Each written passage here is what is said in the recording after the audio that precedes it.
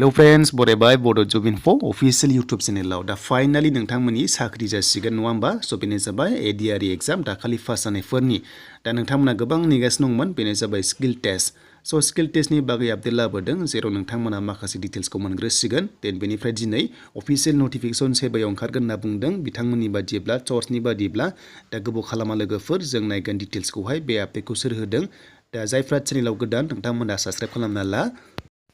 दा नोंथांमोना बे अपशनाव फैनानै नटिफिकेशनाव फैनानै नायनो हागोन जेब्ला रिलिज खालामो दा बुंनाय बादिब्ला दिनै खालामगोन होनना बुंदों नाथाय बेसेबां सैथो मिथिया स' जेब्ला फैगोन आं नोंथांमोननो आपडेटखौ लाबोबावगोन फिन खनसेबाव दा बे सर्सआ फैदोंमोन निउज लाइभ अके स' निउज लाइभआव पर्टेलाव बेखौहाय आपडेट खालामदों जे नोंथांमोननि स्किल टेस्ट ग्रेड 3 नि आरो लोगोसे ग्रेड 4 उनाव फैगोन दा जाथ'वाखै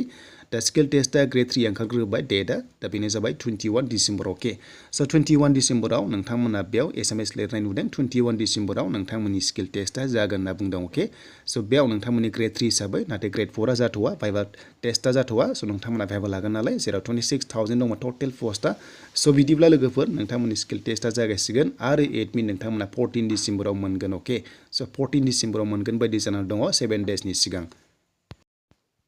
दा लोगोफोर एडमिट नोंथांमोना मोनगोन बेनो जाबाय 14 डिसेम्बर 7 डेजनि सिगां होयोब्ला जुदि 21 आव जामारोब्ला अके स्किल टेस्टआ बेनो जाबाय ग्रेड 3 हिसाबै देन बेनिफ्राय नोंथांमोना माखासे डिटेल्सखौ उनाव मोनलांबाय थागोन नटिफिकेशननि गेजेरजों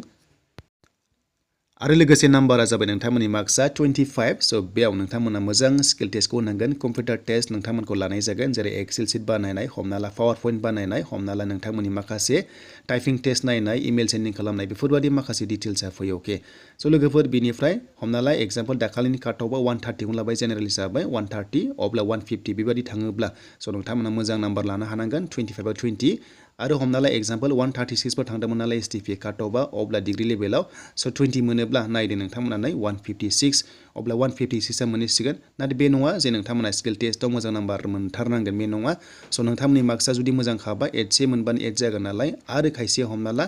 एग्जामाव मोजां नाम्बार मोननानै स्किल टेस्टआव खम मोनदोंबाबो जायखिजाया नोंनि नाम्बारा गोजौ थांबानो नोंथाङा साख्रिखौ मोननाय जागोन जास्ट एग्जाम्पल नोंथांमोना बेबादि सिस्टेम स्क्रिनाव लिरगासिनो दङ स' बेबादि थांबा स' नोंथांमोना जायनि नाम्बारा मोजां एबा बुरजा थांगोन स' बे मोननाय जागोन अके हमना ला 120 मोनदोंमोन एग्जामाव 25 मोनबाय 25आव अब्ला बांसिन थांबाय बेबादि रोखोमनि आरो लोगोफोर स' बेनिफ्राय ग्रेड 4आ नोंथांमोना जास्ट स्किल टेस्टनि बाथ्राया जाहैबाय भाइभा टेस्ट एबा अरेल टेस्ट लानाय जागोन नोंथांमोना जेबो गिनांगौ गैया स' कम्पिउटार टेस्ट थानाय नङा बायदि ग्रेड 4आव मानोना बे जाबाय मोनसे ग्रेड 4 पस्ट दा ग्रेड 3आव कम्पिउटार टेस्ट थाजोबसिगोन आं आसा खालाम नोंथांमोना जाहाथे मोजां प्रेक्टिस खालामगोन दा बेनोमोन लोगोफोर दिनैनि आपडेट बेनिफ्राय लेटेस्ट आपडेट फैबा नोंथांमोननि फिन खनसेबाव लाना फैगोन भिडिअ